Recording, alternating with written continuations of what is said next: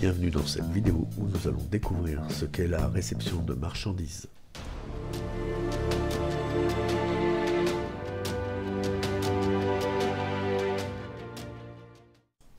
Commençons d'abord par le mot réceptionner. Réceptionner, c'est prendre livraison de marchandises et vérifier leur état, c'est-à-dire que le magasin va accepter la marchandise. La marchandise, c'est ce qui se vend et s'achète. Un magasin achète des produits pour les revendre.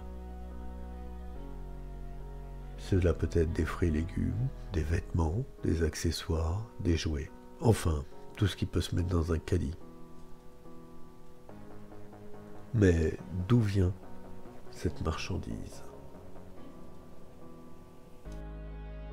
S'il s'agit de fruits et légumes, ils ont été récoltés puis conditionnés. Par contre, en général, les produits sont fabriqués. Ici, on peut voir des hommes, de la main-d'œuvre, qui fabriquent quelque chose. Ici, des machines fabriquent elles aussi quelque chose.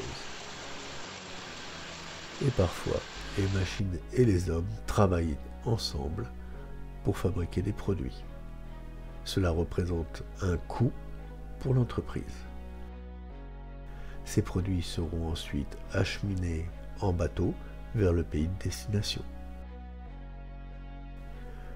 Où là, des camions les prendront en charge pour les amener dans des entrepôts, des lieux de stockage. Alors les produits seront répartis, classés par famille, de façon à pouvoir enfin être transportés vers les magasins.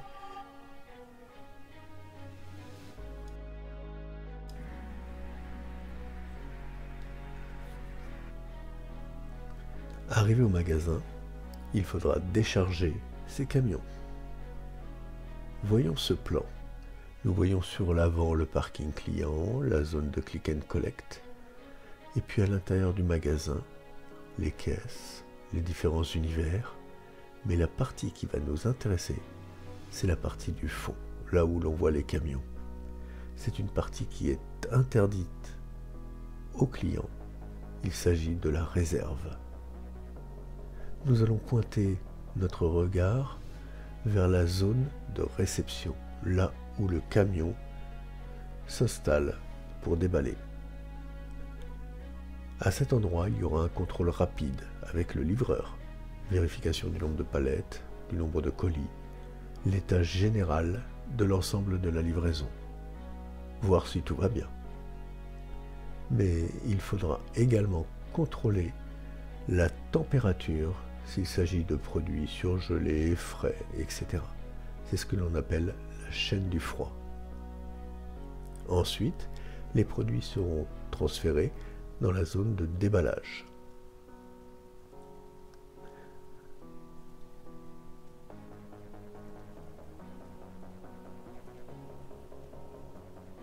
Dans cette zone, on contrôle les quantités livrées, l'état de chaque produit, on étiquette les produits, on place les antivols, on les classe selon leur nature et on regroupe et range les emballages. Voyons tout cela plus en détail. Les quantités livrées, c'est ce que l'on appelle le contrôle quantitatif. On compare le bon de commande et le bon de livraison. Ensuite, il y a le contrôle qualitatif qui permet de voir si les produits sont en bon état. Pourquoi faire ? Le contrôle quantitatif nous permet de voir s'il y a des produits manquants, des produits en trop ou des erreurs de produits. Le contrôle qualitatif nous permet de voir si les produits sont en bon état. Ensuite, on étiquette les produits si ce n'est pas déjà fait et ensuite on les range par nature. On place tous les antivols, on range les emballages, les plastiques avec les plastiques, les cartons avec les cartons, etc. Si l'on constate une erreur, on le dit au responsable qui fera le nécessaire. Ensuite, on emmène les produits vers la zone de stockage.